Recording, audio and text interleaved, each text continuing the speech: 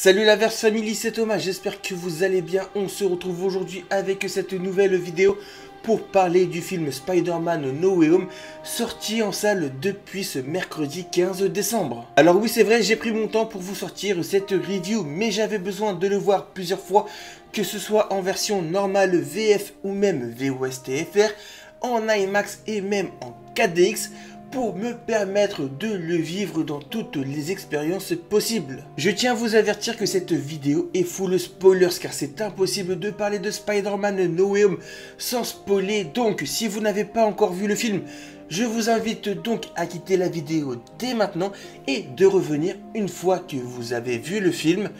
Étant le film le plus attendu de 2021, j'avais énormément d'appréhension au vu des rumeurs qui se sont avérées vraies au final, mais je vous avoue qu'en vrai, j'ai pris une sacrée claque. Le film est de loin le meilleur et le plus sombre film Spider-Man de la trilogie du MCU, mais je ne sais pas pourquoi, à chaque séance, mes émotions s'entremêlaient entre la joie et la tristesse.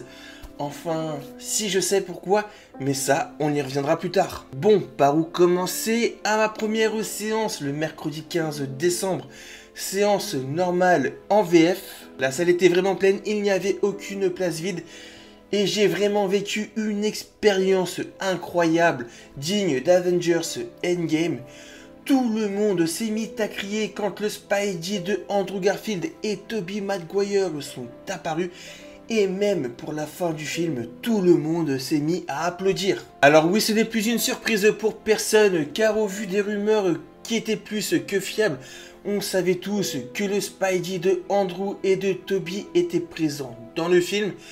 Et au vu du trailer brésilien, ça se voyait clairement qu'ils avaient été effacés lors d'une scène. D'ailleurs, leur arrivée dans le film est plutôt bien trouvée, même si en soi, elle n'est pas iconique comme on pouvait l'attendre, vu que c'est grâce à Ned qui, voulant trouver son Peter, ouvre des portails. Je trouve que c'est une facilité scénaristique, mais enfin, pour le film, ça ne me dérange pas du tout. Mais au lieu de trouver son Peter, Ned trouve celui de Andrew Garfield et Tobey Maguire. Et étant un grand fan de Spider-Man, même si en soi, je n'aime pas trop celui de Andrew Garfield et de Tobey Maguire, j'avoue quand même avoir eu des frissons en les voyant, et ce grâce à la nostalgie des anciens films. Et de les revoir fait quand même un petit quelque chose, en vrai c'est dingue.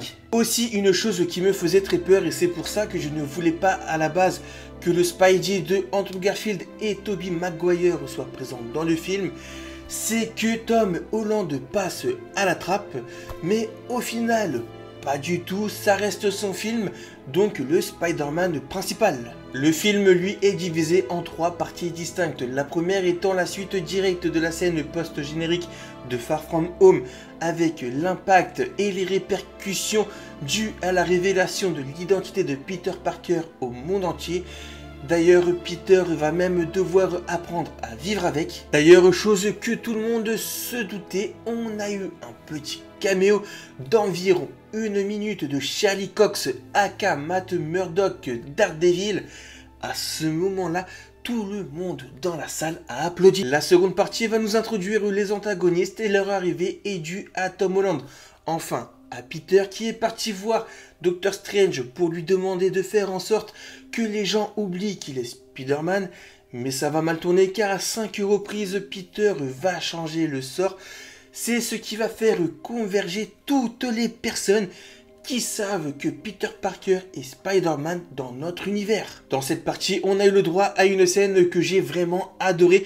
Un combat Doctor Strange contre Spidey dans la dimension miroir, c'était juste incroyable. Ça a permis également d'écarter Doctor Strange une bonne partie du film pour le faire revenir qu'à la fin. Du coup, Peter va tenter de sauver les méchants en les soignant. Donc le Docteur Octavius, Green Goblin, Electro, l'Homme Sable et le Lézard. Mais malgré avoir soigné le Docteur Octavius, cela va se retourner contre lui à cause du Green Goblin qui a pris le contrôle sur Norman Osborn.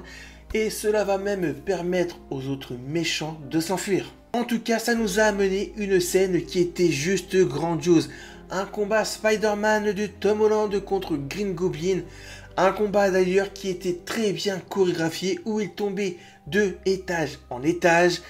Mais là où je ne m'y attendais pas du tout par contre, c'est la mort de Tante May après la fameuse phrase « Un grand pouvoir implique de grandes responsabilités ». Cette scène est tellement forte en émotion que j'en ai même pleuré lors de mes 4 visionnages.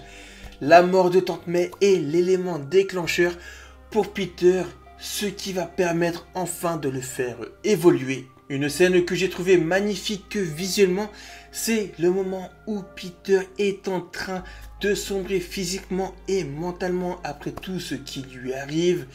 Il se trouve face à un écran géant avec J. Jonah Jameson. Le plan choisi et la colorimétrie est juste sublime. Du coup, ce qui nous amène à la 3e partie avec Ned et MJ qui sont partis rejoindre Peter avec les 2 autres Spidey. J'ai vraiment apprécié ce passage. Peter de Tom Holland qui était vraiment sans dessus-dessous, qui voulait tout arrêter, se fait remotiver par les 2 autres Spidey. D'ailleurs, le Spidey de Andrew Garfield et Tobey Maguire vont lui apprendre que eux aussi, ils ont perdu des êtres chers. Pour le cas de Tobey Maguire, c'est son oncle Ben. Et pour le cas de Andrew Garfield, c'est Gwen Stacy, sa MJ. J'ai trouvé que les 3 Spidey ensemble, ça fonctionnait merveilleusement bien. On a énormément de vannes, mais pas trop non plus. On a également la question à Tobey Maguire de comment il fait pour lancer ses toiles de ses poignets, alors que le Spidey de Tom Holland et de Andrew Garfield, eux, sont obligés de fabriquer leurs toiles. On a même eu la référence du mème où les Spidey se montrent du doigt dans la scène du labo au moment où Ned appelle Peter. C'est un clin d'œil subtil, mais les fans l'ont très vite remarqué. Le dernier combat sur la Statue de la Liberté était incroyable. Quand on voit les 3 Spidey voltiger ensemble et crier « Youhou !», tu sens que là, ils prennent vraiment du plaisir au maximum. Et de les voir se poser sur la tête de la Statue de la Liberté avec un fond où tu vois la lune en arrière-plan qui te fait penser un peu à Amazing Spider-Man, je ne veux rien savoir, c'était masterclass. La scène que l'on a vue dans le trailer où MJ tombe de l'échafaudage, même si on voyait le Spider-Man de Tom Holland partir pour la récupérer, on s'en doutait à 1000% que ça allait être le Spider-Man de Andrew Garfield qui partirait la sauver. Et c'est exactement ce qui s'est passé, ce qui lui a permis d'avoir une rédemption là où dans Amazing Spider-Man 2, il n'avait pas réussi à sauver Gwen Stacy. S'ensuit donc l'ultime affrontement contre Green Goblin, une scène complètement folle. Le Peter de Tom Holland est en train de l'enchaîner de coups, prêt à le tuer avec son propre planeur. C'est là que le Spidey de Tobey Maguire intervient et il n'a même pas besoin de parler. Juste avec son regard, il lui fait comprendre de ne pas franchir cette ligne. On en vient à la fin, et quelle fin! Les méchants ainsi que les 2 autres Spidey retournent dans leurs propres univers.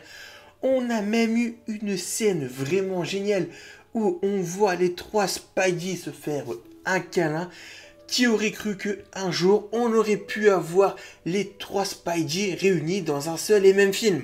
Mais une fois les méchants et les 2 autres Spidey partis, ce n'est pas fini pour autant, car pour arrêter le multivers qui est en train de se détraquer, Peter demande à Doctor Strange de relancer le sort, mais de faire en sorte que cette fois-ci, tout le monde oublie son existence. J'ai trouvé ça d'une tristesse. En tout cas, j'ai vraiment apprécié l'évolution de ce Peter Parker qui était assez marqué, torturé physiquement et mentalement, entre la révélation de son identité au monde entier et la mort de sa tante. En prenant cette décision, je trouve qu'il a vraiment gagné en maturité. Mais au prix de lourds sacrifices, car toutes les personnes qui lui sont chères, entre autres MJ et Ned, ainsi que tous les super-héros qu'il a côtoyés vont l'oublier. Et c'est là que vient ce que je vous ai dit en début de vidéo sur le fait que mes émotions s'entremêlaient entre la joie et la tristesse. Ce qui est super et qui m'a rendu heureux, c'est qu'à la fin, on voit Peter qui a pris un appartement et qui suit les appels radio de la police via son téléphone. Et pour marquer la rupture totale avec Tony Stark, vu qu'il n'a plus accès à sa technologie, il s'est confectionné un nouveau costume qui se rapproche beaucoup plus du costume classique rouge et bleu que l'on connaît. Et on le voit utiliser ce nouveau costume dans une scène plus que hypant, en train de voltiger dans Manhattan. C'est une scène que tous les fans de Spider-Man attendaient avec ce Spider-Man de Tom Holland. D'ailleurs, cette scène m'a clairement fait penser à la scène d'introduction de Spider-Man PS4. Salut la Verse Family, c'est Thomas du futur, je viens d'apprendre un truc incroyable. Aujourd'hui, dimanche 19 décembre, en sortant du boulot, alors que je scrollais tranquillement TikTok comme à mon habitude, une chose merveilleuse est apparue sous mes yeux. Vous vous souvenez qu'à la fin de Spider-Man No Way Home, on découvre le nouveau costume de Spider-Man, sauf qu'on ne le voit pas très bien vu qu'il se balance dans Manhattan en pleine nuit. Mais là, figurez-vous que le Avengers Corps l'a dévoilé et franchement le costume est une tuerie. Je vous laisse constater par vous-même et je vous laisse également continuer la vidéo.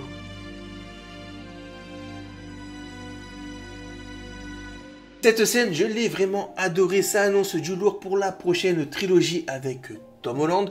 Ce qui m'a réellement attristé, c'est le fait que tout le monde ait oublié que Peter Parker est Spider-Man. Donc tous les Avengers qu'il a côtoyés ont oublié que lui est Spider-Man. Donc tout ce qu'il a vécu avec eux, c'est parti dans le néant. Et ça, malheureusement, je pense que dans les prochains films Marvel, on n'aura plus aucune mention de Spider-Man. Alors oui, Peter, lui, s'en souvient, mais je trouve que cette fin fait un peu office de reboot pour nous dire que maintenant, il va se débrouiller tout seul sans l'aide d'un Avengers.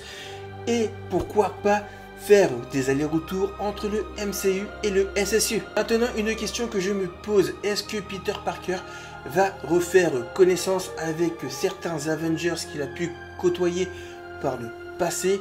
J'ai tendance à dire oui, car il est censé apparaître dans un autre programme que ses films solo. Il y a énormément de références dans Spider-Man No Way Home, dont une où Peter vient à porter la cape de Doctor Strange. C'est une référence directe à l'épisode de What If. Une autre référence que j'ai adorée, c'est quand Electro dit au Peter de Andrew Garfield: tu es du Queens, tu sauves les pauvres gens, je pensais que tu étais noir. Du coup, je pense que dans un autre univers, il doit y avoir un Spider-Man noir. Et ça fait tout de suite référence à Miles Morales. Donc, je pense que l'avenir de Miles Morales dans le MCU ou même en live action est plus proche qu'on ne le pense. Le fait que le Fist soit présent dans Spider-Man No Way Home nous laisse présager que Mister Négatif pourrait être présent dans la prochaine trilogie avec Tom Holland. Concernant les trois Spider-Man, je trouve vraiment que ça fonctionnait bien entre eux.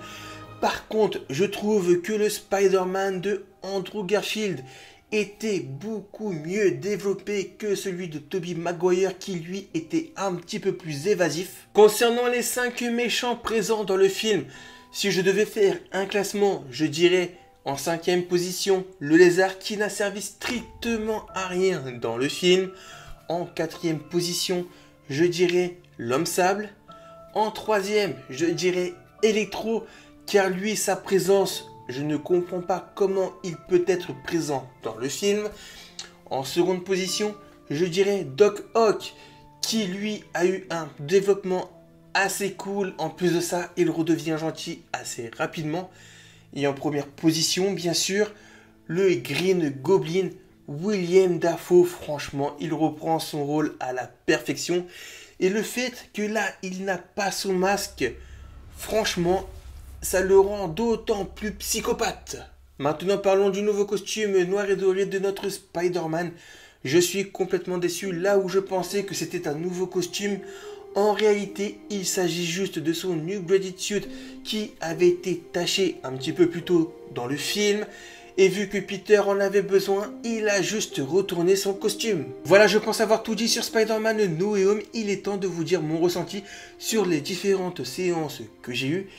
Et quoi dire à part que c'était incroyable. Chaque séance où je suis allé, les gens criaient et applaudissaient. Je n'ai jamais vécu ça en allant voir un film Marvel. Ce film Spider-Man No Way Home va me rester longtemps en mémoire. La dernière séance que j'ai vécue en 4DX était juste incroyable avec les sièges qui bougent. On était totalement en immersion. Quand Peter recevait des coups ou quand il en donnait, on ressentait vraiment les coups au niveau des sièges. Pour ceux qui ne l'auraient pas vu encore en 4DX, je vous invite vraiment à aller le voir en 4DX. Ce film est vraiment incroyable, même s'il n'est pas exempt de défauts, je l'ai vraiment adoré, même s'il y a les deux autres Spidey dans le film. Si je ne l'aurais pas autant adoré, je ne serais pas allé le voir autant de fois au cinéma. Ah oui, avant de conclure la première scène post-générique qui nous montre Eddie Brock de Tom Hardy, en vrai, à part nous laisser un bout de symbiote dans le MCU, il n'a servi à rien. Maintenant, je n'ai plus qu'une hâte, c'est de voir Tom Holland arborer son nouveau costume dans la seconde trilogie. Par contre, pour les méchants qu'il pourrait affronter, pour l'instant, je n'en ai aucune idée. Voilà, j'espère que cette vidéo vous aura plu. Comme d'habitude, je compte sur vous pour liker, partager et donner votre avis sur ce film dans les commentaires. N'oubliez pas de venir me follow sur Twitter et surtout de vous abonner à la chaîne YouTube si ce n'est pas déjà fait en activant bien la cloche des notifications pour ne manquer aucune prochaine vidéo. Sur ce, c'était Thomas, je vous dis à très vite pour une prochaine vidéo et d'ici là, matane.